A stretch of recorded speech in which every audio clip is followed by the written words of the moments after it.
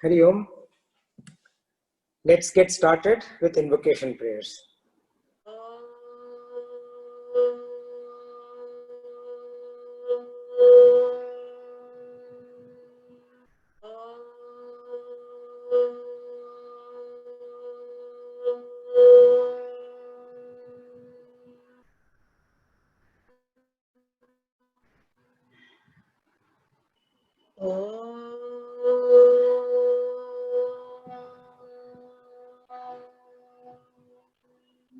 सहना भवतु सहनौ भुनक्तु सह वीर्यं करवावहै तेजस्विनावधीतमस्तु मा विद्विषावहै।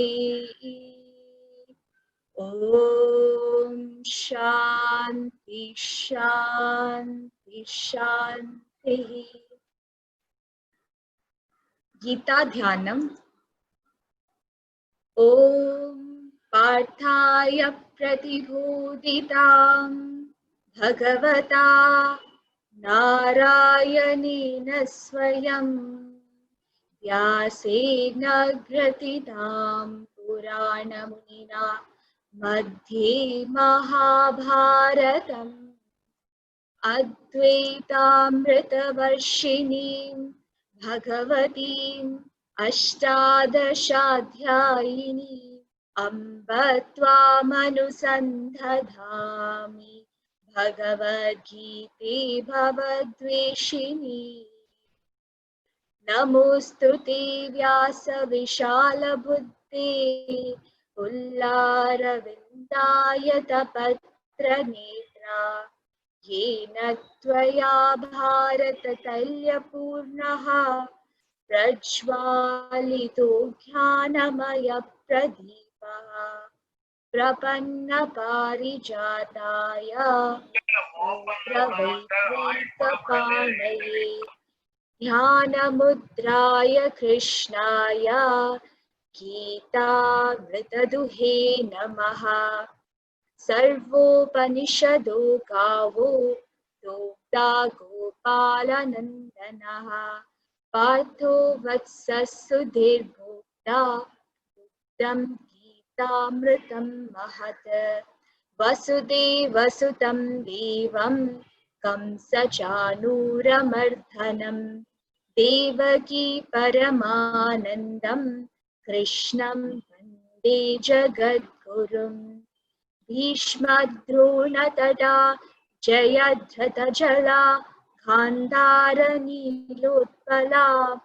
शल्यग्राहवती कृपेण वहनी कर्णेन वेलाकुला। अश्वत्थामविकर्णघोरमकरा दुर्योधनावर्तिनी सोत्तीर्णा खलु पाण्डवैरननदी कैवर्तककेशवः। पाराशर्यवचः सरोजममलं गीतार्थघण्टोत्कटम् नानाख्यानककेसरं हरिकथा सम्बोधनाबोधितम्। लोके सज्जन षट्परैरहरः पीपीयमानं मुदा भूयात् भारत पंकजं कलिमला प्रध्वंसिन श्रेयसे। मूकं करोति वाचालं पंगुं लङ्घयति गिरिं यत्कृपातमहं वन्दे परमानन्दमाधवम्।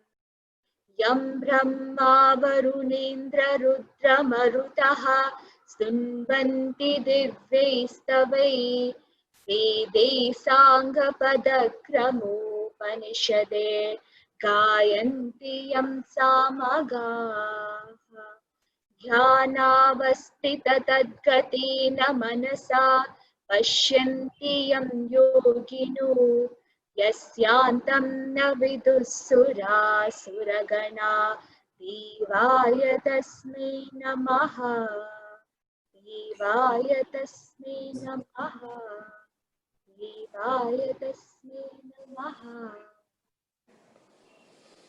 Hari Om. So Bhagavan says, renouncing all actions in me, Mai Sarvani Karmani, renouncing all actions in me with a mind intellect that is centered and focused on me, perform your duties, perform your actions. Then you would be free from ego and free from selfishness. The sense of I and I want, that will go away. Bhagavan uses the term Adhyatma Chetasa, which means nothing but Ishvara Arpana Buddhi, or submitting to Bhagavan, and Nirashihi Nirmamo Prasada Buddhi, which is nothing but accepting whatever comes with equanimity.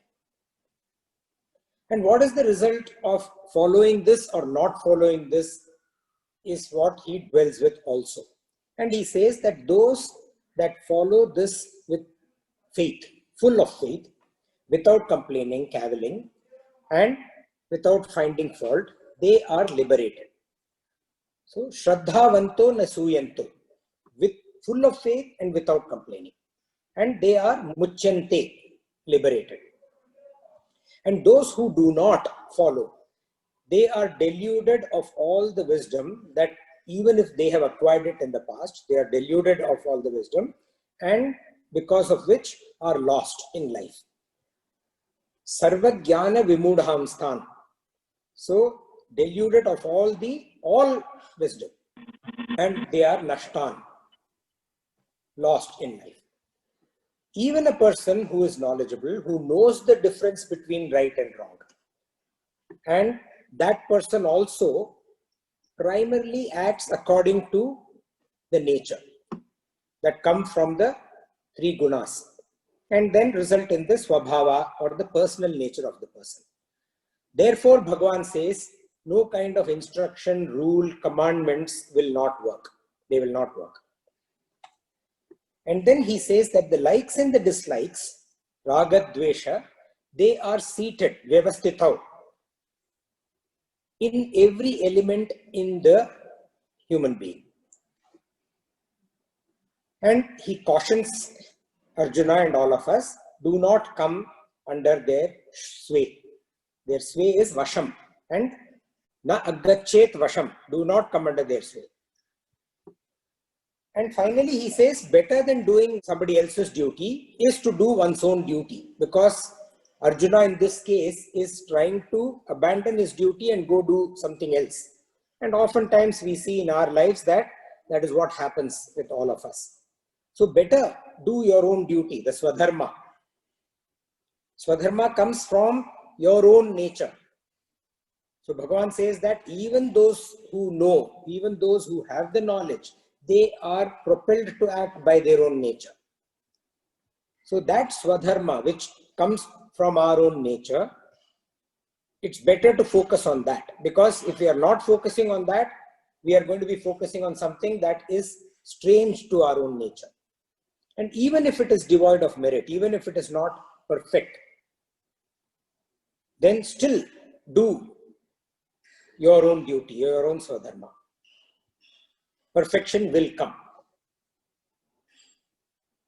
And it is better than doing paradharma, which is the duty of someone else, even if that is well executed, because it will not last long. And then Arjuna asks his question, which we saw in the last verse, in the last satsang. There are so many possibilities of going astray, O Varshneya. Tell me the one thing, the single enemy, the one thing which, if I am able to control, which I am able to conquer, will lead to conquering everything else.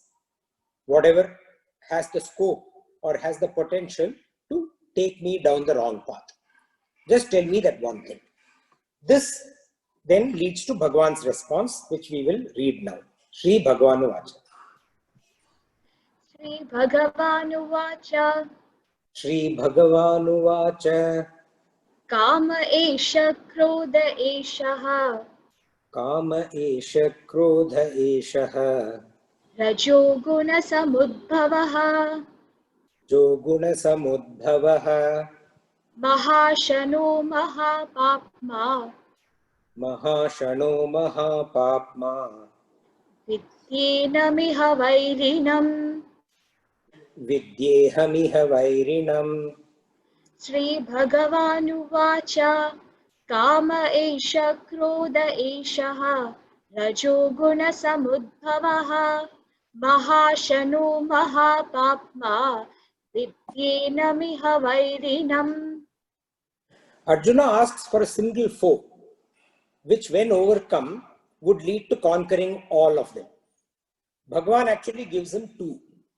He starts with one and then hastens to add the other, which is a natural following to the first. So he says, Kama Esha, Krodha Esha. Esha is this, Kama, desire. Krodha Esha, this, anger. This desire, this anger, Arjuna, Samudbhavaha is the cause for Rajoguna, the restless, agitated nature that leads to instability, that comes from Rajas. So the Kama and Krodha is the reason for that. Desire is among the most virulent of all viruses.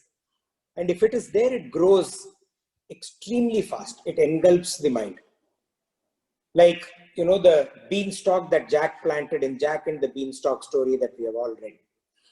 You know, if you remember Jack and the Beanstalk, Jack lived with his mother and they were really poor and had reached a point where there is nothing to, sustain them. So the mother says, Jack, go to the shop and sell our cow.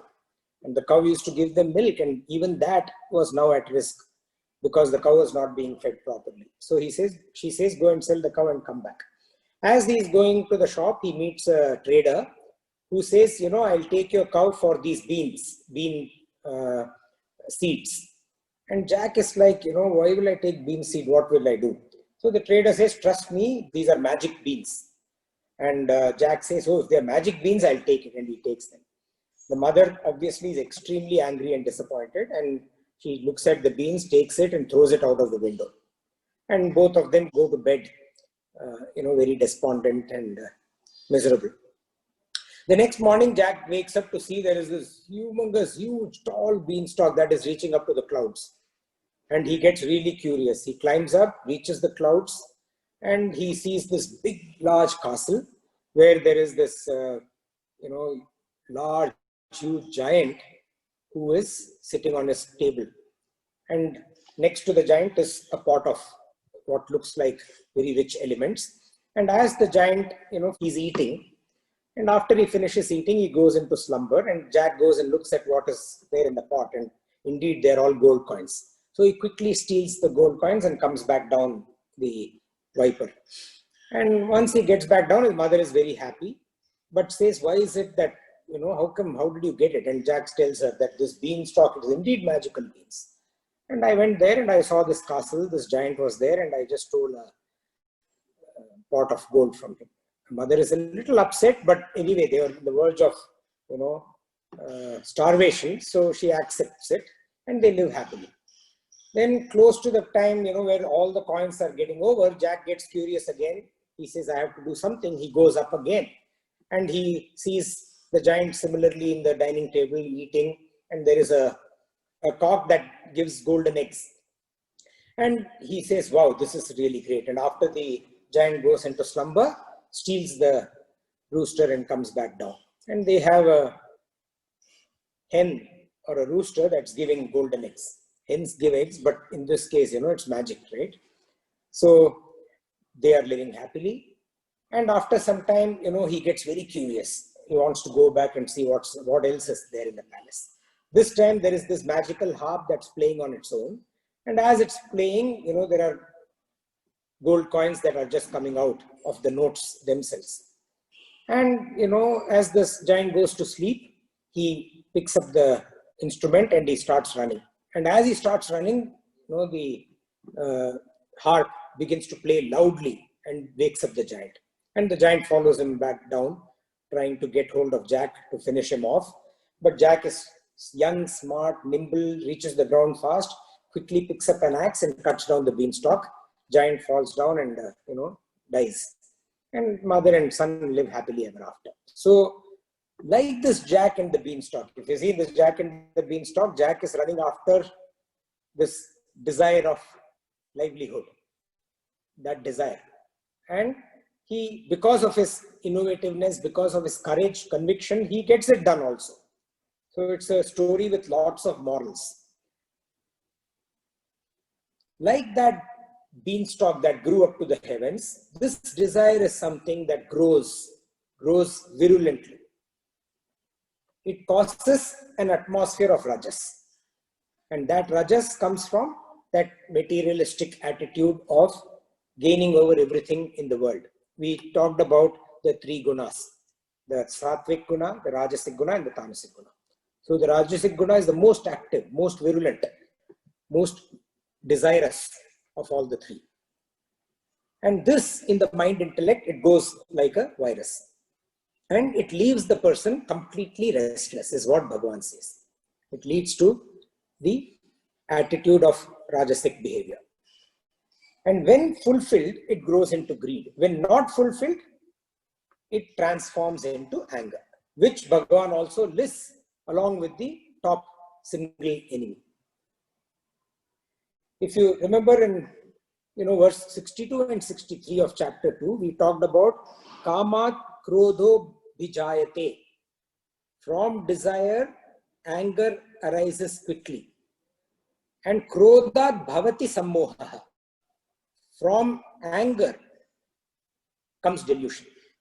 I will repeat this. Kamat krodho bijayate. From desire, anger arises very quickly. Krodhat bhavati sammoha. From anger comes delusion. In fact, we went through what we called a ladder of fall, if you remember. The ladder of fall, to quickly revise, starts from Vishaya Dhyana, when you are focusing on the objects that lead to fulfillment, the objects that are attached to the senses, thinking constantly about those objects. And when that happens, it leads to an attachment to the objects themselves, sangha. Sangaha leads to kamaha. Kamaha is nothing but desire, that feeling of I want this. And kamaha leads, it's a Y junction. It can have two outcomes. If kama is satisfied, it leads to greed or lobha. If kama is unsatisfied, not satisfied, it leads to anger or krodha. If greed or lobha is satisfied, again there are two outcomes. If greed or lobha is satisfied, it leads to madha or pride. And if it is not satisfied, it leads to matsarya or jealousy. Most of the desires are not satisfied in a life. So the most common outcome is krodha. All of them lead to sammoha, delusion, which is what Bhagavan says. And delusion leads to smriti bhramsha. That means the loss of memory, loss of the wisdom, the memory of the wisdom that has been gained. And that leads to buddhinasha, which is loss of discriminative intellect, loss of the capability to discriminate or distinguish between what is permanent and what is temporary. And that leads to lack of clarity. And finally to pranashyati, or perishment. Perishment of the Paramapurushartha, the ability to gain long-lasting and deep happiness. So Bhagavan lists desire and anger as the primary cause that then leads to delusion and then further on. And he says, please know, Arjuna, that this is the one enemy. Vidyeham iha vairinam. Vidhi is, please know, iha, this, enam vairinam, enam, one or single, Vairinam is the enemy. And how do we handle this one enemy, the biggest enemy? What strategy should we adopt? Again, we had talked about the Chanakya or Kautilya's Arthashastra, if you remember. For any conflict or any situation where you have to deal with an enemy, you adopt 4 strategies, and mostly in sequence. The first one being Sama. Sama means conciliatory talks, or it could also mean gentle persuasion. The second is Dana. Dana means gifting or asking for mercy, asking for gift, earnestly asking is also Dana. Dama is also a second one, another version, which is paying a price or a value. The third strategy is Bheda. Bheda is using trickery, using logic to influence the other person's mind, the enemy's mind. And if neither of them work, Sama, Dana, Bheda, then the last option is Danda, which is use of force, armaments, war, all-out war. And we saw that Krishna had deployed all of these before the Kurukshetra war. And he tells Arjuna also earlier in chapter 2, we tried all our approaches, it didn't work. So there is no other option but to fight. So here, this battle within, this battle of this enemy called desire, how do you tackle it?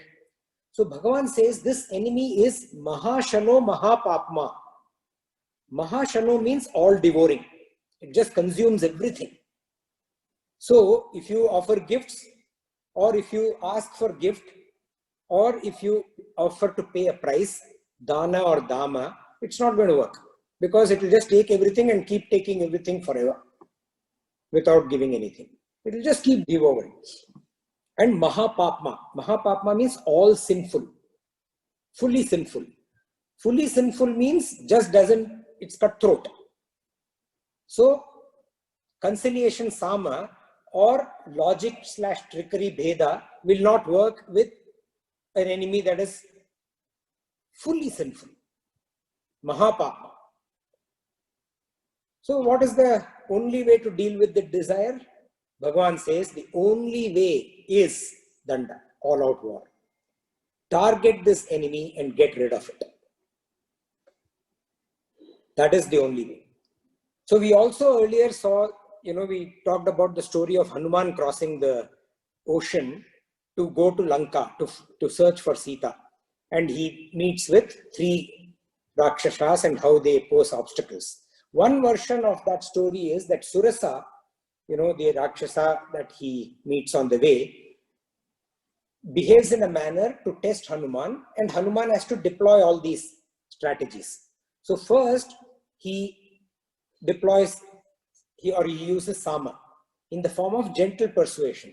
Surasa does not listen, and she keeps opening her mouth wider and wider and wider. Then he uses Dana. In Hanuman's case, earnestly asking, let me go, don't do this to me. Please allow me to go. I'm going on a sacred mission, the work of Lord Sri Rama. I'm doing that. Please allow me to go. He asks gently, gentle persuasion. And she says no. Sama meaning gentle persuasion. And then he asks for Dana. He asks her for a gift to let him go. She is immovable. Then he says Bheda, counter threat. He says, you can open your mouth, so can I become bigger. And he keeps increasing in size. So it's a counter threat, trying to influence the mind of the enemy. That also doesn't work. And finally he says, okay, the only choice is Danda. So I'm going to enter into her mouth. And the story goes, he enters into her mouth and exits from her ears, completely bursting her and killing her. So he deploys Danda finally. So to be able to deal with foes, to be able to destroy these enemies, this kind of an enemy, Danda is the only approach. All-out war is the only approach. But to be able to do that, one needs to know, one needs to understand the enemy much better. So Bhagavan now talks about how can we understand desire better. He gives an explanation on desire in the next verse. धूमेनाव्रियते वहने धूमेनाव्रियते वह्नि यथादर्शो मलेन च यथादर्शो मलेन च यतोल्बेनावृतो गर्भः यथोल्बेनावृतो गर्भः तथा तेनेदमावृतम् तदा तेनेदमावृतम् धूमेनाव्रियते वह्ने यथादर्शो मलेन च यतोल्बेनावृतो गर्भः तथा तेनेदमावृतम्. So the last two words of this verse, Tenedam Avritam. Tenedam Avritam means this is enveloped by. So Bhagavan says this is enveloped by. So what is enveloped by what? Enveloped meaning covered. What is enveloped by what? Idam Avritam Tene. This wisdom. That wisdom which is nothing but knowledge and devotion to do karma yoga selflessly. That wisdom to do karma yoga selflessly in a dedicated manner, that is enveloped, covered by desire and anger. And Bhagavan gives three examples, each indicative of the severity of the covering, of the envelopment. The first example is Dhumena Avrityate Vanhihi. Dhumena, by smoke. Avriyate is covered. Vanhihi is fire. Like smoke covers fire. The second example he gives is Yatha Adarsho Malenacha. As a mirror, Adarsha is a mirror. As a mirror is covered by Malena, dust or dirt. And the third example he gives is Yatholbena Avruto Garbha. Yatha is again as, Olbena is womb, the mother's womb. That envelops the Garbha is the fetus. As the embryonic wall or the womb covers the fetus. So as we know, the smoke that covers the fire is very light. Even a small little breeze can blow it away. The dust or dirt, in fact dirt is harder than dust, that covers the mirror is much harder. It requires effort to clean it up. And the fetus which is covered by the womb, that requires 9 months of pregnancy and a very, very hard delivery process for the fetus to come out in the form of a human being. Much takes time, takes effort, and is much harder. Tatha, in this way, desire veils the wisdom. So the wisdom here is referred to jnana and bhakti, knowledge and devotion, to do karma yoga in a selfless manner. Now, even though smoke covers fire, it still burns and generates heat. So in the first example, the function of the element, which is fire in this case, that is not impaired at all. So even though the smoke covers, the fire is burning, it is giving heat, it is working as it's supposed to be working. Similarly, when desire or anger are in the mind intellect only as a thought, we are aware of its existence. As knowledgeable human beings, we are aware of its existence. And our wisdom can continue to function while that thought is existing. And one can use sama or gentle persuasion in our own mind to bring it back on track. In the second case, when dust or dirt covers the mirror, it exists, but it does not allow the mirror to perform its function. The function of the object is impaired. The function of the element is impaired. Similarly, when desire or anger is ruminated, it kind of soaks in. It goes deeper into the mind and intellect, then the wisdom is curtailed and does not function effectively. So even though its existence cannot be denied, we are aware that there is wisdom, but because of this deep-rooted desire, and because the mind and the intellect are constantly ruminating on this deep-rooted desire, this wisdom is not allowed to function. One can use Dharma here, request it, bribe it, the mind I'm talking about, the mind intellect, to come back on track. And the third one, the fetus, which is covered by the womb, the embryonic wall, it cannot be seen. Neither can it work like a human being. It cannot do anything on its own. It cannot get up and walk. It cannot talk. It can't do anything. But the minute the baby comes out, you see very quick progress. Similarly, when desire and anger totally occupy and cover the mind intellect, like, Nipun pointed out last time, he asked a question about addiction. What do you do? So addiction is like the fetus being covered by the womb, totally occupied, totally covered. Then the wisdom can neither be seen nor can it function. In that situation, one must use danda to annihilate it. And we all know that human beings act because of their inherent nature, because of the vasanas, the inherent tendencies. And that is driven by the three guna. So a sattvic mind, which has sattvic desires, it's like a thin smoke, can be removed very easily. A rajasic mind that generates grosser desires, that takes strenuous effort. Whereas base level desires that come from a tamasic nature, a lot of time is required.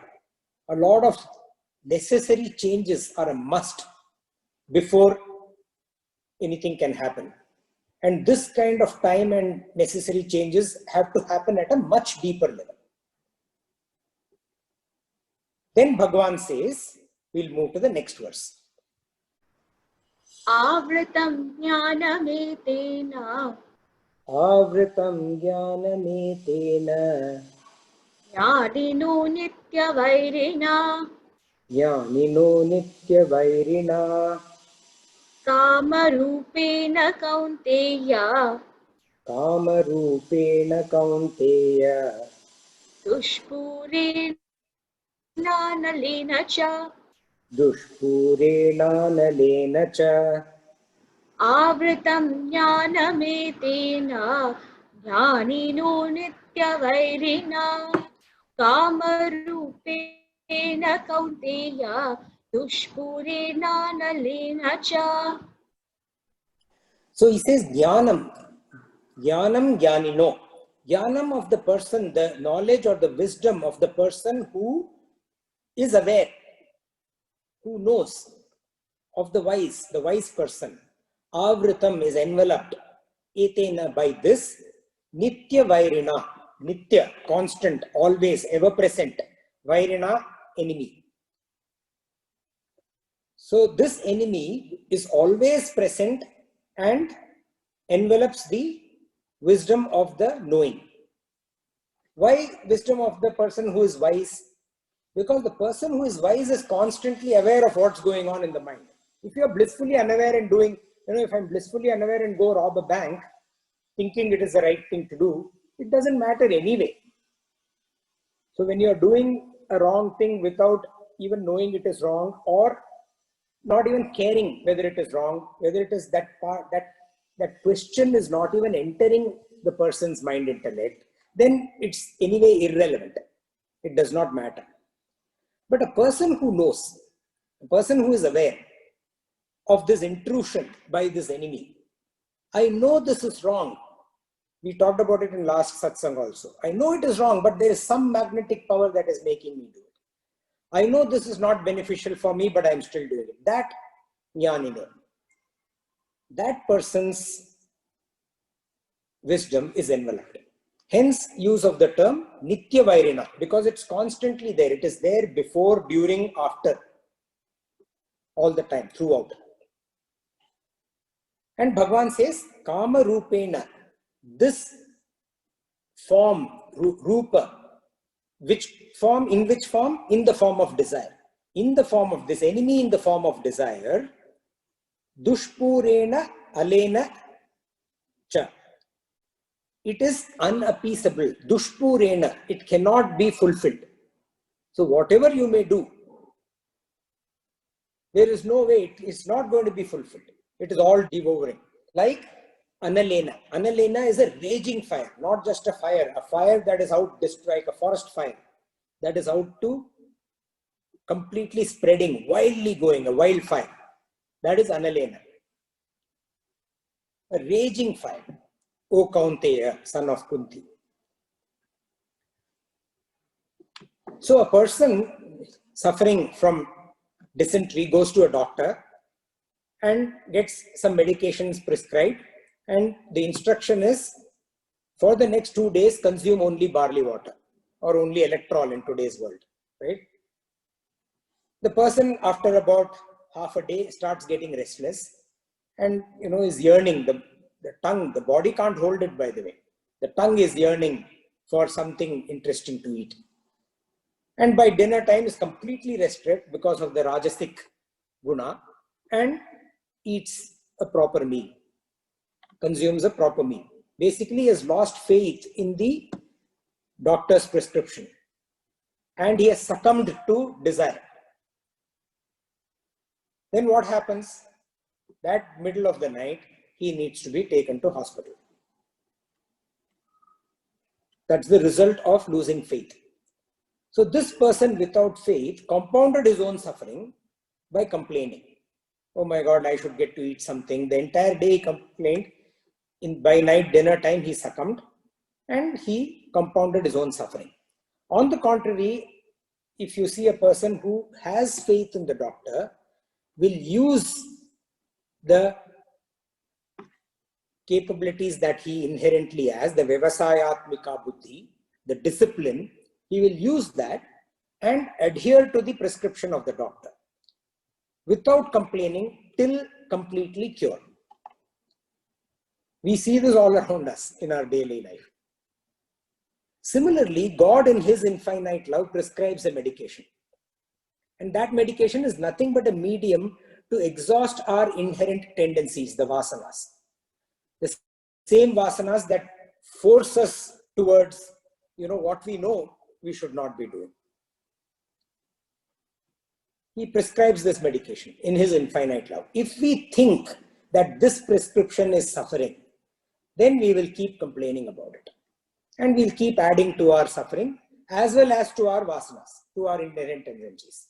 Because, like I said, it's a weed, it grows, it's like the jack and beanstalk, virulent virus.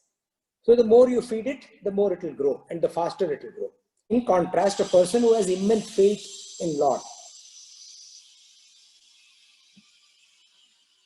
put the faith in me, in my teaching. That's what Bhagavan says. When we have that faith and we follow his teachings, then we go through these experiences without any suffering. Swami Chinmayananda said that acting against your own convictions is called a sin. When we know we have that conviction but we act against it, that is a sin. When the mind goes against our own will and the intellect makes compromises, then what happens? Then there is internal disturbance, there is internal questioning. Our conscience questions us. There is disquiet within our own mind intellect. When something external criticizes us, it's much easier to deal. Anyone, anything, from outside of us, that tells us what you're doing is wrong. It's much, either we can stop it, or move away, ignore it, not listen. We can adopt various means to deal with it. What would you do when there is questioning from within? What would happen then? That critical call from within is the conscience prick, or the call of the conscience. So there are a number of people today. Today is the COVID world, remember, okay? But people still want to go out. I know a few people, they want to go out. One of my friends in Delhi wants to go out. I'm really fond of eating in restaurants. I want to go. I need to go to the parlor. I have to go. But the mind knows. If it doesn't know, then anyway it is irrelevant. But when the mind and intellect knows that it could lead to harm, but still that desire of wanting to go, even though it is COVID. That knowing, jnani know, that person's mind gets enveloped by this desire. That person's wisdom gets enveloped by this desire. Sri Ramakrishna says, just as the indicator in a balance, it sways to one side, it moves to one side, depending on the weight that is put in the balance. So whichever is the heavier side, it swings to that side. Similarly, the mind of man moves away from God when lured by the weight of desire. So the weight of desire takes the mind away from Bhagavan. So then the question comes, where does this enemy secure himself? What is his fort? Where does this enemy reside? Bhagavan answers that in the next verse. Indriyani mano buddhihi Indriyani mano buddhihi asyadhisthana muchyate asyadhisthana muchyate ete vimohayatyesha ete vimohayatyesha jnanamavritya dehinam jnanamavritya dehinam indriyani mano buddhihi asyadhisthana muchyate ete vimohayatyesha jnanamavritya dehinam. So Bhagavan says, Indriyani mano buddhihi. 3 elements. Indriya, which is the senses, mano, the mind, buddhihi, the intellect. These 3. Asya dishtana muchyate. The enemy, this desire, is seated firmly. Asya. Asya is firmly seated in them. These are his abodes. These are where, this is the fort. The senses, the mind and the intellect are the fort, are the abode, are the places where this enemy exists. The craving in the senses, the imaginations of the mind, and the planning and the manipulations of the intellect. Those are the asyadhisthana muchyate. Then he says, etaihi, by this or through these only, Esha Jnanam, this wisdom to perform dedicated, devoted action, karma yoga, vimohayati, is deluded. And avritya dehina, it veils, envelopes the dehina, the person, the embodied person, within whom these 3 are there, the senses, the mind and the intellect. It envelops that entire human being. Vibhishana, the brother of Ravana, he lived among Rakshasas, he lived in Lanka. And yet his mind and intellect were always devoted to Rama, were always with Rama. So when even Hanuman went to Sri Lanka, when he went to Lanka at that time, Lanka called Lanka, in search of Sita, he was going around and around and around, he couldn't find her. And suddenly he heard, it was early morning dawn, and he heard, someone singing praises of Lord Rama, singing a bhajan. And he was like, is this some Rakshasa trying to fool me? But then he stood there, listened, and his intellect, his intuition could tell him that the devotion with which it was being sung, it had to be a bhakta of the Bhagavan. So in the middle of the land of Rakshasas, there was this person surrounded by all the distractions, but mind fixed, established in who? In his teachings. And that Vibhishana. And he became a great friend of Hanuman. He is the one who shared with Hanuman where Sita was. Otherwise, Hanuman was not, in spite of his huge capability, he was not able to find Sita in Lanka. So how did Vibhishana manage that? So Bhagavan now gives us, so he's told us what the enemy is. He has explained to us the nature of the enemy, the qualities of the enemy. Now he is telling us what is the first step in overcoming the enemy. That is described in the next verse. Tasmat tvamindriyan yadav Tasmat tvam indriyan yadav niyamya bharatarshava niyamya bharatarshava papmanam prajahihyenam apmanam prajahihyenam jnana vijnana nashanam jnana vijnana nashanam tasmat tvamindriyan yadav niyamya bharatarshava papmanam prajahihyenam jnana vijnana nashanam. Tasmat Bharatarshaba, the first word and the last word of the first phrase in the verse. Tasmat Bharatarshaba, therefore, O best of Bharatas. Bharatarshaba means the best among the Bharatas. You are the best in your entire lineage, O Arjuna. So who else, if you cannot do it, who else can? So Bhagavan is now encouraging Arjuna. He is giving a pat in his back. You can. He's giving him the confidence. And you can do what? Tvam adav niyamya indriyani. You first. Tvam is you. Adav, first, in the beginning itself. First meaning in the beginning, at the very start. That time itself. Niyamya indriyani, control the senses. Exercise control to curb the desire that get generated in the senses at that level itself. Because if you allow it to penetrate, it goes into your mind and intellect.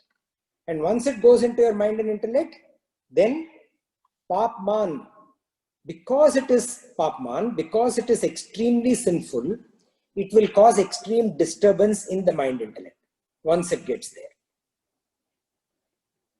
So, prajahi, kill it, annihilate it. Do not leave scope for it to express itself again. Prajahi means eliminate completely. Not like hit it and go and then it comes up again. Not to wound it. Annihilate it. Finish it off. So that it does not have any capability to express itself again. And why should you do that? Hyenam nasham jnana vijnana. Because this surely is the destroyer of knowledge and wisdom. And Bhagavan uses the term jnana vijnana. Jnana at the paroksha level, which is what we had learned earlier. Indirect knowledge that is at the level of the intellect. Paroksha jnana, indirect knowledge, hearsay. Somebody has told me that Mount Everest is the tallest land formation on planet Earth. I've heard about it. But because it's from a trustworthy source, I believe it. But that is indirect knowledge. It is at the level of my intellect. Vijnana is aparoksha level. It is direct experienced knowledge. Direct experience, that becomes wisdom, which is at the level of the mind. So, jnana vijnana, knowledge and wisdom, at the intellect and at the mind level. And this enemy is surely going to destroy at both levels. So, before it gets there, finish it off. How does one eliminate negative tendency in the beginning itself, adav, as Bhagavan says, and control it from causing harm, niyamya, controlling it. So Thomas Edison, he came home from school one day and he said, Mom, my teacher gave me this paper and she said, only you are to read it. What does it say? He asks her. So the mother, as she reads it, tears well up in her eyes. And then she reads the letter aloud to him.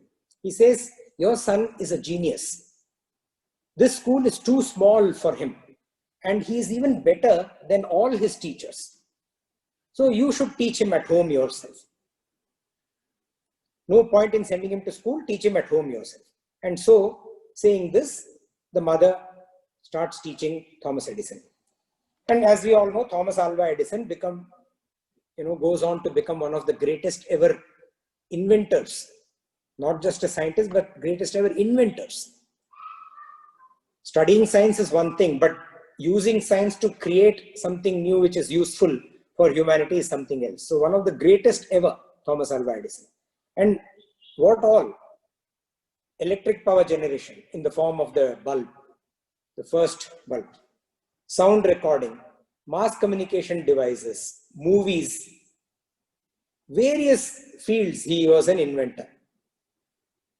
After his mother passed away, one day Thomas Edison was in his mother's house cleaning up. He needed to clean up the house. And in her study drawer, he found this letter. And then he opened it and he read it. And it says, the letter was written, "Your son is mentally deficient. We cannot let him attend our school anymore. He is expelled." So deeply moved, Edison wrote in his diary, Thomas A. Edison was a mentally deficient child whose mother turned him into a genius of the century. So his mother deployed whatever she did on the spot to eliminate that negative tendency in the beginning itself. Coming back to desire, even if we try to do that, it keeps manifesting itself in different ways, as long as the vasanas or the tendencies are present. If you remember, Bhagavan told us earlier, chapter 2, verse 59, Bhagavan said, even when a person abstains from objects, where he says, Vishaya Nihara, even when you abstain from objects, the longing for it is left behind, Rasovarjam. So the longing is still there. And then it manifests again. It's like removing weeds from a tea garden. In the tea garden, the weeds come out. And as they grow, they stop the tea from growing. And if you allow it to grow above the tea itself, then it will kill the tea. So you have to keep removing it. But as you keep removing it, even if you remove it from the roots, the nature, the rasa of the weeds are still in the soil. So after some time, it comes again. It may not come in the same spot. It may come 6 inches to the left or the right or north or south. But it comes again. Manifests again in various forms. So Bhagavan himself said that this rasa, this inherent tendency is there and desire will keep coming up. So what does one do to completely annihilate, as Bhagavan is now saying? As much as this mother's love turned around the future of her child, God's love can turn around the future of his bhaktas, his believers. So we'll recite the next 2 verses together, which talks about this aspect. Indriyani paranyahu. Indriyani paranyahu. Indriyebhya param manaha. Indriyebhya param manaha. Manasastu para buddhihi. Manasastu para buddhihi. Yo buddhe paratastu saha. Yo buddhe paratastu saha. Evam buddhe param buddhva. Evam buddhe param buddhva. Samstabhyatmanamatmana. Samstavyatmanamatmana. Jahi shastrum mahabaho. Jahi shastrum mahabaho. Kamarupam durasadam. Kamarupam durasadam. Indriyani paranyahu. Indriyebhye param manaha. Manasastu para buddhihi. Yo buddhe paratastu saha. Evam buddhe param buddhva. Samstabhyatmanamatmana. Jahi shastrum mahabaho. Kamarupam durasadam. Ahu. Ahu is they say. What do they say? Indriyani parani param. The senses are great. Indriyani parani. The senses are great. Param indriyebhya manaha. Greater than the senses is the mind. They say that the senses are great, but greater than the senses is the mind. Paramanasastu buddhihi. But greater than even the mind is the intellect. Tuya paratas buddhesa. But what is greater than the intellect? And sa here is that. That is what? This paro enemy, the desire. So Bhagavan uses parani, param, para, paratas, implying great, greater. So this essentially means what is higher than what? What is more subtler? The more higher, the more greater, the more subtler, it also becomes more complicated to manage. So they say that the senses are great. Why are the senses great? Because they are the ones that help us perceive the object world. That's why they are great. Without the senses, we will not even be able to exist in this world. Forget about perceiving. Or we'll be able to exist, but as a vegetable. So that's why they are great. They help us perceive. But the mind is higher than even the senses. And the intellect, the mind is higher because it then processes what has been perceived. The intellect is even higher because it processes even more at a deeper level. But then what is greater than even the intellect? That is the desire. When the senses are in the realm of the objects, wisdom cannot arise. It cannot function. Forget about functioning, it cannot even arise. So let's say one controls the senses, but the mind is focused on the rasa. And because the mind is focused on the rasa, the longing, that craving is still going on in the mind, even though the senses are. So I have shut myself up inside a room, but my mind is wandering. I have closed my eyes, appearing to be sitting in meditation, but my mind is wandering. Remember the young monk who saved a young girl, and then the teacher was saying, even after 8 hours of walking, that what you did was wrong. The monk did what he had to do with samachara, with dedication, and moved on in life. But this older teacher's mind was still lingering on that action. The rasa was still in his mind. So the senses are controlled, but the mind is wandering in the longing. So even then the wisdom will not arise. But let us say the senses and the mind both are sublimated. The mind also becomes indifferent, but the intellect is manipulating and thinking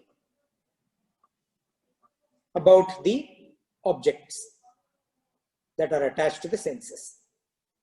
When that happens, again, the wisdom is not going to arise. But even if all three of them are quietened, even if all three of them are reined in by the Vyavasayatmika Buddhi, by that Buddhi which does what? Ishvara Arpana Buddhi and Prasada Buddhi. That is what is used to rein in these three elements. Even if that happens, but this desire, simply because it originates from the rasa, it originates from the gunas, it originates from prakriti. Remember we talked about prakriti leading to swabhava. So because it comes from the prakriti, this desire, this karma, it is there in nature. Because of that, wisdom cannot arise. Thus Bhagavan says that this desire is even bigger than the senses, mind and intellect, than all of them, as it is something which is born out of the gunas. And thus it is the single biggest enemy. And then Bhagavan concludes by saying that now that you know what your single biggest enemy is, what should you do? Evam buddhe param buddhva. So thus, evam, having known, buddhva, that what is greater than the intellect? You know now what is greater than the intellect, the buddhi. Samastabhya atmam atmana. Establishing yourself, samastabhya. Atmanam atmana. In the self, by the self. Slay the enemy. Jahi Shatrum, which is expressing itself in the form of desire, Kama Rupam. And this enemy that is normally extremely difficult to overcome, Durasadam. If you remember, we talked about Atmanam Atmana. Bhagavan says it here, in the self, by the self. He had mentioned it in chapter 2, verse 55, when he listed out the qualities of Sthita Pragya, when he answered Arjuna's first question. At that time he had said, Prajahati yada kaman sarvan partha manogatan atman yevatmana tushtaha Sthita Pragyodyochate. So the person in the self, when you are able to completely give up all desires, O Partha, all desires of what? Manogatan, of the mind. When you are able to completely give up, and when you are satisfied in the self by the self, Atman yevatmana tushtaha, that is the time you are known as a person of steady wisdom, Sthita Pragya. Uchyate is called. So thus Bhagavan comes to the end of chapter 3 by telling us that by devoting our mind entirely to him, by being firmly established in him, we should slay the prime enemy of desire, and that way be liberated. Say Om Tat Sat. Om Tat Saditi Srimad Bhagavad Gitasu Upanishadsu Brahma Vidyayam Yoga Shastre Shri Krishna Arjuna Samvade Karma Yogo Nama Tritiyodhyayaha. So Om Tat Sat refers to Om, the Supreme, uttered after completion. Iti Srimad Bhagavad Gitastu, thus in the Bhagavad Gita. Upanishadsu, because Bhagavad Gita is also an Upanishad. Each chapter of Bhagavad Gita is an Upanishad, is considered Upanishad. Brahma Vidyayam, giving us the knowledge of what? Brahman, of the Parama Purushartha. Ultimate happiness, deep happiness, everlasting happiness. Yoga Shastre, giving instructions that are pertinent and crystal clear. Not just subtle knowledge that is difficult to understand, but also instructions. Bhagavan gives instructions at every stage, and he explains the logic behind his instructions. Sri Krishna Arjuna Samvade, presented to us in the form of a dialogue between Sri Krishna Bhagavan and Arjuna, his Bhakta, the Lord and the disciple. Karma Yogo Nama, the yoga of action. Tritiyodhyayaha. In this, the third chapter. So till now, we have now completed 3 chapters. So good milestone for us. And thank you for everyone to enable it to be completed in a continuous manner. So if you have to see, I just put this up because some of the questions come up which are very, very relevant. So what are the learnings from these chapters? If you have to say, what is this one learning? So the last thing that we dealt with in chapter 3 was, what is this one enemy that I should conquer? So what is this one takeaway from each of these chapters that we should practice? That should be our sadhana. That one takeaway. So from chapter 1, Arjuna Vishada Yoga, that one takeaway is watch for Shoka and Moha. Which are the situations where you are getting embroiled in deep sorrow, where you are getting pulled into deep sorrow, where you are getting pulled into delusion? Remove them. At least be aware of them, so that when you come later, in chapter 2, chapter 3, we can remove them. But if you can remove them earlier, that's very good. So watch for Shoka and Moha. Chapter 2, maintain equipoise and extremities. Life is full of extremities. In those extremities, maintain equipoise. Samatvam Yoga Uchyate. And chapter 3, perform actions with utmost devotion, dedication and perfection. Bhagavan again and again and again says, Samachara. So even if you are doing something wrong, we know it is something wrong because we are the jnani, we are aware. We dedicate it to the Lord. Let's do it with samachara. If you do it with samachara, automatically it will go away. So this one takeaway from these 3 chapters: watch for shoka and moha, samatvam yoga uchyate, equipoise in extremities, and samachara. Do all your duties, perform whatever actions you are performing with utmost devotion to the Lord, dedication and perfection. Thank you. We'll see Purnamada. Om Purnamada Purnamidam Purnat Purnamudachyate Purnasya Purnamadaya Purnamevavashishyate. Om Shanti Shanti Shanti. Hari Om Shri Gurubhyo Namaha. Hari Om. We'll finish Bhagavad Gita Arti, then do question answer. So as you are aware, end of every chapter we do Bhagavad Gita Arti. Om Jaya Bhagavad Gita Maya Jaya Bhagavad Gita Hariya Kamala Viharini Hariya Kamala Viharini Sundara Supunite. Om Jai Bhagavad Gita Karma Sumarma Prakashini Kama Sakti Hara Maya Kama Sakti Hara Tattva Jnana Vikashini Tattva Jnana Vikashini Vidya Brahma Para.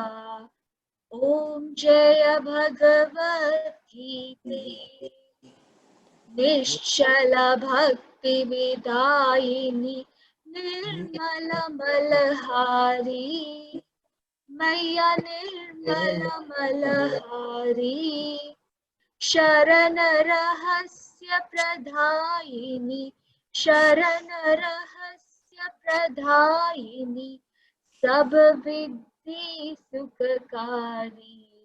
Om Jaya Bhagavad Gita Raga Dvesha Vidarini Karini Moda Sada Maya Karini Moda Sada Bhava Bhaya Harini Tarini Bhava Bhaya Harini Tarini Paramananda Prada. Om Jaya Bhagavad Gita Asura Bhava Vinashini Nashini Tamarajani Maya Nashini Tamarajani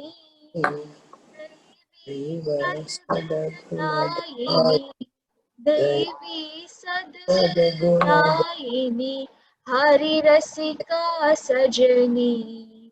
Om Jaya Bhagavad Gita Samata Tyaga Sikhavani Hari Mukha Ki Bani Maya Hari Mukha Ki Bani Sakala Shastra Ki Swamini Sakala Shastra Ki Swamini Shrutiyo Ki Rani. Om Jaya Bhagavad Gita Daya Sudha Bharasavani Matu Kripa Ki Jai Maya Matu Kripa Ki Jai Haripada Prema Dana Kar Haripada Prema Dana Kar Apno Kar Lijai. Om Jaya Bhagavad Gita. Om Jaya Bhagavad Gita. Maya Jaya Bhagavad Gita. Harihi Kamala Viharini. Harihi Kamala Viharini. Sundar Supunite. Om Jaya Bhagavad Gita. Om Jaya Bhagavad Gita. Om Jaya Bhagavad Gita. Thank you, Hari Om. Any thoughts, questions, comments?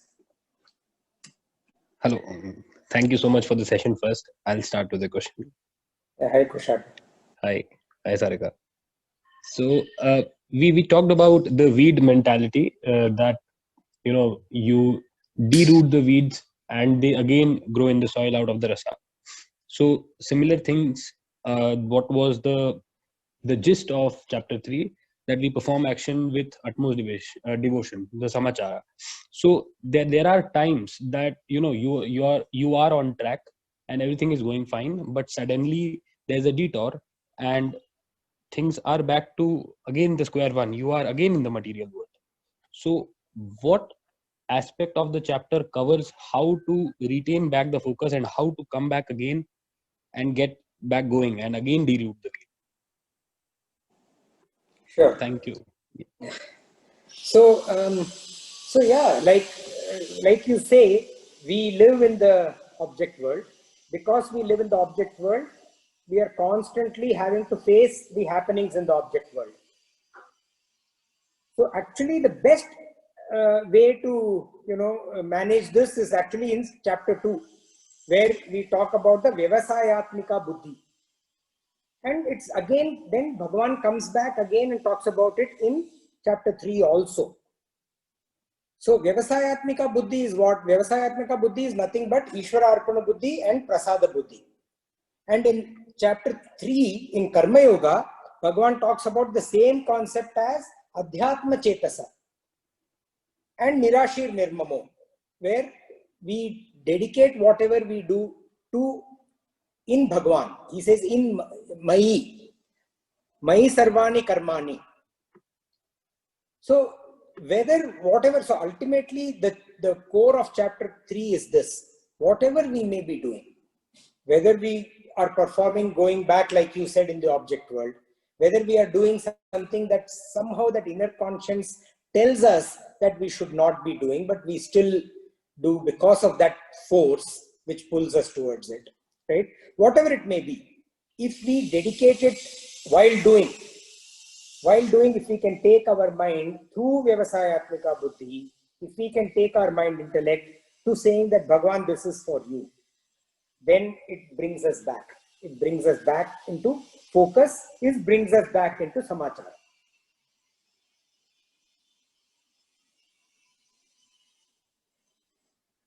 Makes sense. Thank you. It's like, if I'll take 30 more seconds, it's like whenever you are having food, so if you offer it to the Lord, they say it becomes a prasada. So that's what is the gist, right? That whatever action you do, it's not just in any aspect of life, just offer it to the Lordship. In fact, later on Thank you so much. in the Bhagavad Gita, Bhagavan will say, he says, I don't want anything. You know, don't give me anything. I don't even want your arpana. I don't even want your flowers. Whatever you do, you just take, do it for me, with that attitude of doing it for me. Then you are giving me everything. If you dedicate yourself a specific time to give me something, then you'll only give me that much. But if you do everything thinking of me and for me, you will give me everything, much more. So he says, just do that. That's the biggest prayer that you can do.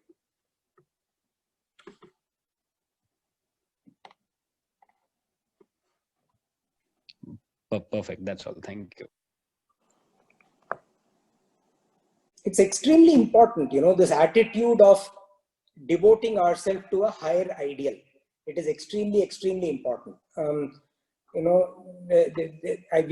would have experienced it infinite times in our lives. I'm sure each one of us, if we think, we will come up with some example. As I'm speaking, an example is coming to my mind, which I will relate in a minute. But this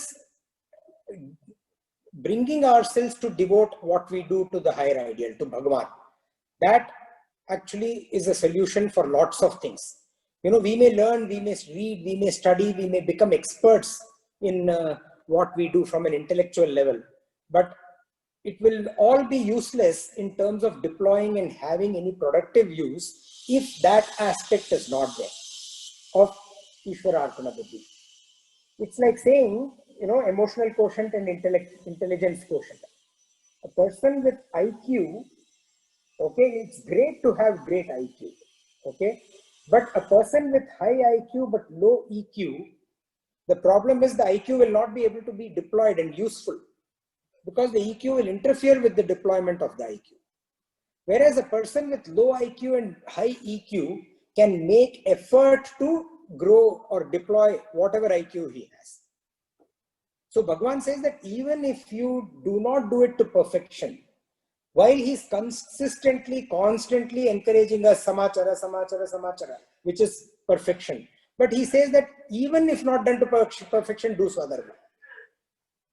Don't do someone else's duty. So when you do, even if your IQ is lower, but if you deploy that higher EQ to do what you are capable of, it will lead to better productive use in the long run. So devoting to the higher ideal is unbelievable. It's amazing. You know, I was remembering this story. I was running, you know, an India center of an American corporation, and our global CEO was visiting us. And actually what had happened was the global CEO was going to step out. He was going to move on to another company, and a successor had joined. So the outgoing CEO was visiting us, and there already a successor who had joined. And we are having this town hall. There are, you know, over almost 2,000 employees out there listening to, you know, the town hall, in the town hall. And while introducing the CEO, I don't know what happened, whether it was desire, whether it was anxiety, whether it was anger, in some of that quality or element in that ladder of fall, I actually introduced the outgoing CEO by the name of the incoming guy. I did that. It was done. So as much as, I don't know how many people noticed it, okay, but you are aware, you know, as much as a dancer who's performing on stage, if you make a mistake, the dancer knows, hey, I've gone, one step has gone wrong. The artist knows the mistake. The audience may not even know, but the artist knows. So I knew that, you know, I had made that blunder after making that blunder. Anyway, whatever happened had to happen. I went and sat down, and honestly feeling very low and miserable, you know, because you don't introduce your boss with a wrong name. You know, you feel really, I was feeling really bad. But as I was sitting there feeling really bad, I said, now what, man? I mean, it's done. What, the deed is done. The mistake is done. And then, you know, in fact, yeah, it was triggered by our CFO was also there. And he made a comment. He said, so the CEO and the CFO, they represent the company in the street. So whenever the New York Stock Exchange or NASDAQ, you know, in this case, New York Stock Exchange, you have quarterly meetings. The CFO and CEO are representing, and the CFO is making a presentation. So he was saying that every single time that I make a presentation to the street, I feel proud because I'm representing my organization. And I was looking at him and I was said, my God, you know, why am I feeling low here? I mean, I've got 2,000 people who are my team. I'm representing them. Let me be proud. So that's my higher ideal. The thought of the higher ideal came.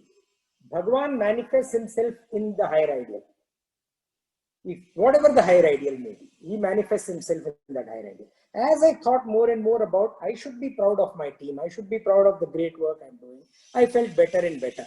In fact, when I went back up towards the end in the stage, in the last statement, I actually spoke about it. I said, I don't know how many of you noticed, but I made the mistake of introducing Richard Hadrill as Peter Sinisbili. You know, I said that, and I knew that Hadrill had noticed it. If nobody else, obviously the person who is hearing his name wrong would know it, right? I said, I'm sure he noticed it. And then I said this experience. I said, that I made that mistake. But what do you do? This man is such a powerful personality that he made me nervous. He makes us all nervous. And I introduced himself wrong. But when I was sitting there amongst you all, and I felt proud to be representing all of you, I said, from now on, I take this is like a oath for me. Vyavasayatmika buddhi requires oath taking, by the way. Huh? Whatever you want to do and you're not able to do, you have to take an oath. I said, I take an oath, I will never ever feel nervous when I'm representing you.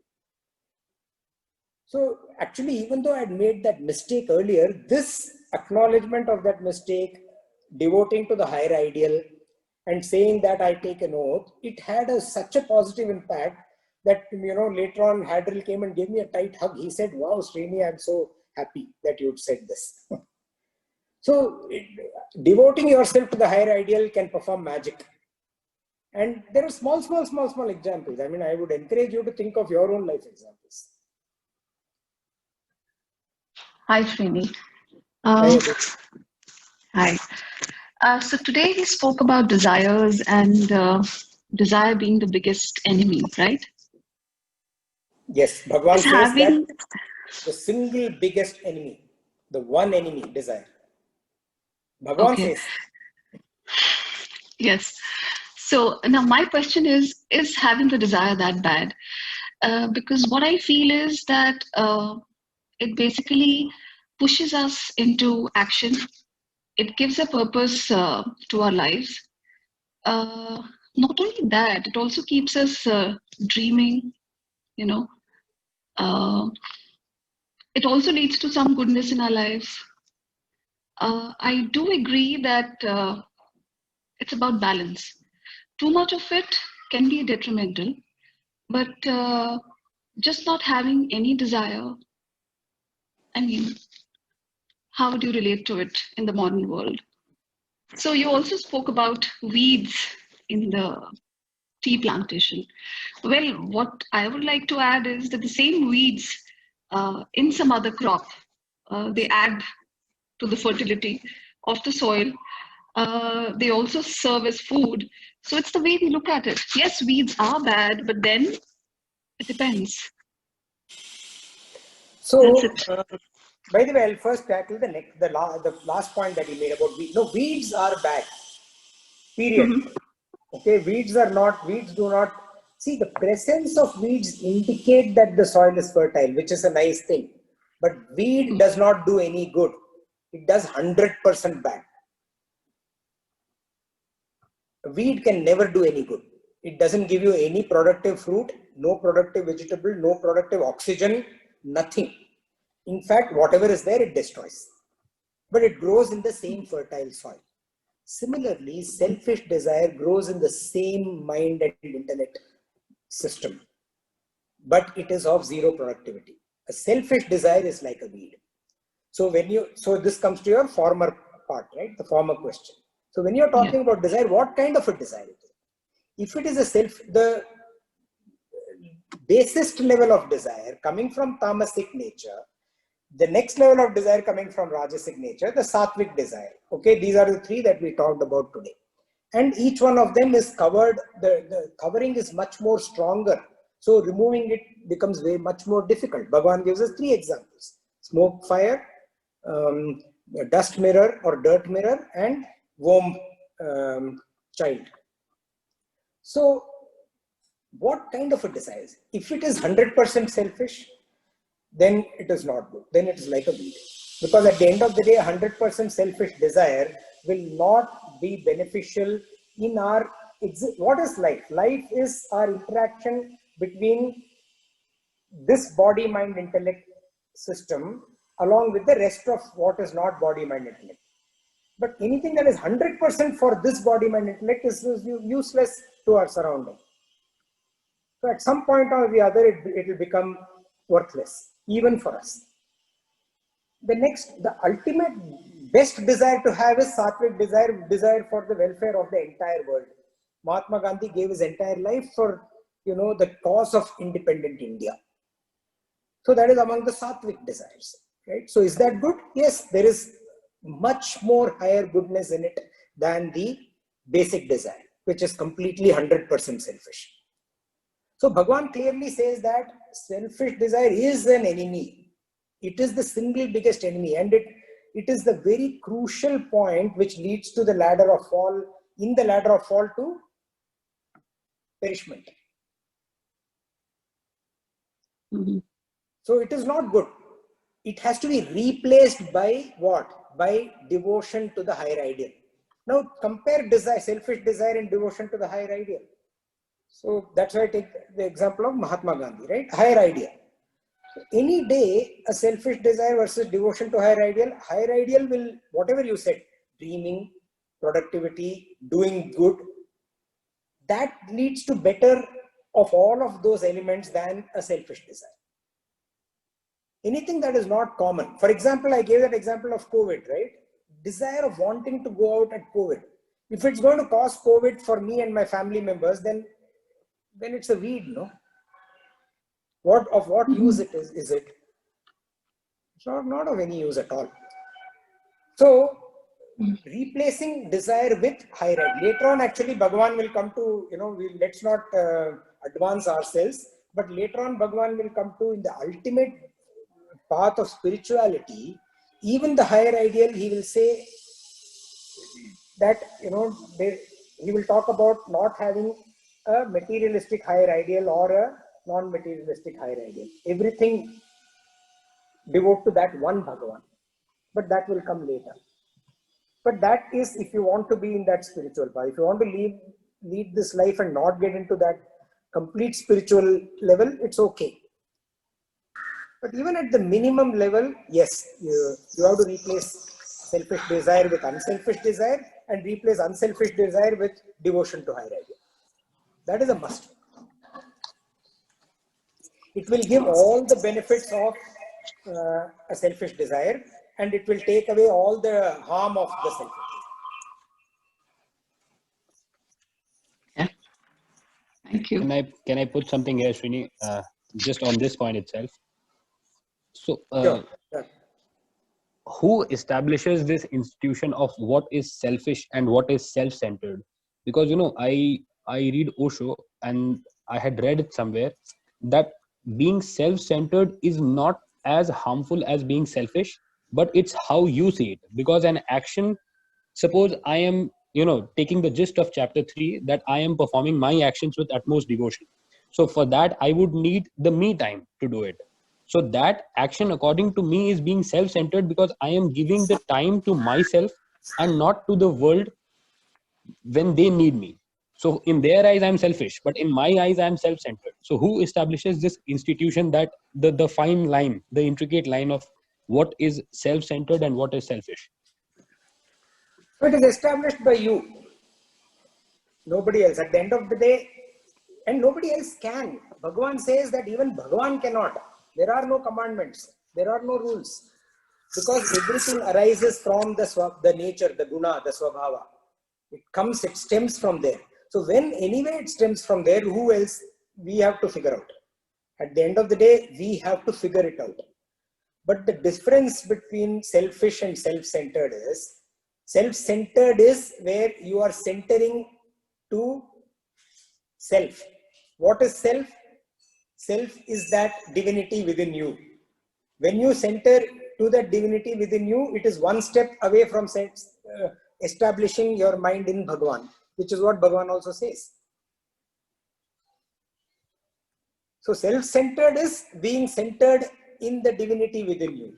Selfish is being away from the divinity within you. That is the difference between selfish. Sorry, please. Yeah, go ahead. I said, but that's again a belief or an that school of thought, right? Because Mahatma Gandhi is a devout figure in our Indian history, but still there was a Nathuram Godse who didn't associate with the Mahatma, and that's why the assassination happened. So my question is just that counter, because a lot of times your institutional belief and what goes on in your core, you are doing an action and you are steadfast that yes, it will lead you to the action of dharma. but the world around you, the society around you, the people who are the closest to you, they don't associate with that, and that gets you out of bondage. That and your that steadfast instinct is lost. See, actually, this method that Bhagavan is prescribing to us, this medication that Bhagavan is prescribing to us, is the solution to what you are saying. This bondage that you're talking about, this method is the medication for that. If we believe, Bhagavan says, not only is he prescribing it, he's also saying if you have faith in it, you will not view it as a pain point. You will not view it as a disturbance. You will be able to deal with all of this bondage in a much more effective manner. Like a person who, in that example that I used, like the person who faithfully, with faith in the doctor, consumes the medication prescribed. So this actually is a solution to that, you know. So when we do Ishvara Arpana Buddhi, when we do it, we should know, you know, like you said, yes, who will say it's within me? Within me. If I feel happy doing it, over a period of time, time will tell. And not only that, the outside world will begin to see over a period of time also.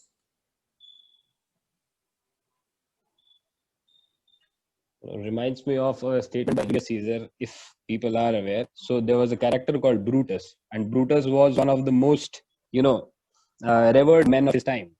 But the assassination happened. Brutus himself, there's a soliloquy, there's a scene where Brutus talks to himself and his wife Portia, and Brutus says that there's a good soul within and a bad soul within. So for the most part, when I am in my active conscience, I would be executing by the good soul. But there comes a time that the bad soul also takes over, and where my self-conscious, even my self-conscious goes for a toss, and I end up doing something that I don't wish to. So yeah, they're completely agreeing to what you say. Nothing, no counter on that. Thank you so much. This is actually a solution for all of that. I saw something very interesting. If I find it, I'll share now. Otherwise, I'll do it next time. So this is a story. Okay, it says the Pope and a Rabbi were having a debate. The loser would leave Italy. The Rabbi spoke no Italian and the Pope spoke no Yiddish. So it had to be a silent debate. The Pope raised his hand and showed 3 fingers. The Rabbi looked back and raised 1 finger. The Pope waved his finger around his head. The Rabbi pointed to the ground where he sat. The Pope brought out a communion wafer and a chalice of wine. The Rabbi pulled out an apple. With that, the Pope stood up and declared the Rabbi the winner. The Pope explained, I held up 3 fingers to represent the Trinity. He held up a single finger to remind me that there is still only one God. I waved my finger around my head to show that God was all around us. He pointed to the ground to show that God was also right here. I pulled out the wine and wafer to show that God observes all our sins. And he pulled out an apple to remind me of the original sin. He bested me. I could not continue. Now the Rabbi explains. First, he told me that I had 3 days to get out of Italy. So I gave him the finger. Then he tells me that the whole country would be cleared of Jews. And I told him that we are staying right here. And then what? Asked a woman. He said, who knows? He took out his lunch and so did I. So I mean, this is the outside world, and within, we have to figure it out. At the end of the day, we have to figure it out. It's as simple as that. I was reminded of this as you were talking, you know. Sorry. He says that Jesus has confidence in us. He told his followers, in this world you will have trouble, but take heart. I have overcome the world. That's in John 16.33. I am the way, the truth, and the life. John 14.6. And then he says, in the day when I cried out, you answered me and made me bold with the strength in my soul. Psalm 138.3. I mean, it's everywhere. It's there. I mean, these are beautiful things which are there in Bhagavad Gita and there in the Bible. something similar I had read yesterday or day before. There's a beautiful couplet in Hindi. I'll translate it in English as well for everyone's benefit. It says that किसी पेड़ के कटने का किस्सा ना होता अगर कुल्हाड़ी के पीछे लकड़ी का हिस्सा ना होता. That means a tree would never have been cut if the axe didn't have a wood attached to it. So you are the solution and you are the reason as well. And Absolutely. that's very much aligned to the teachings. Thank you for sharing. Any other thought? Questions, comments?